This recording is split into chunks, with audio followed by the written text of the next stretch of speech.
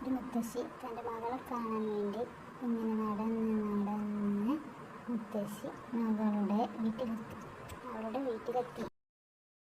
മകളോട് പറഞ്ഞു, മോളെ എന്ന് നമുക്ക് തീയലുണ്ടാക്കാം. തീയലിന് വേണ്ട സാധനങ്ങൾ പാവയ്ക്ക, ഉള്ളി, വഴുതനങ്ങ ഇവയൊക്കെ ഉപയോഗിച്ച് തീയലുണ്ടാക്കാം.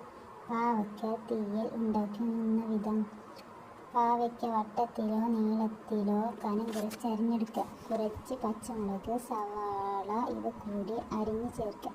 ഉപ്പും കറിവേപ്പിലയും കൂടി ഇട്ട് എണ്ണയിൽ വഴറ്റുക. വെള്ളം ഒഴിക്കരുത്.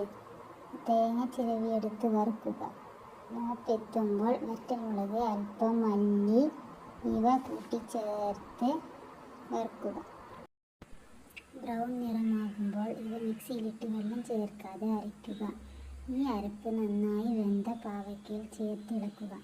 അല്പം വാളൻപുളി പിഴിഞ്ഞത് കൂടി ചേർക്കുക. നന്നായി കുറുകുന്നത് വരെ തിളപ്പിച്ച ശേഷം വേവിക്കുക. തീയൽ റെഡി.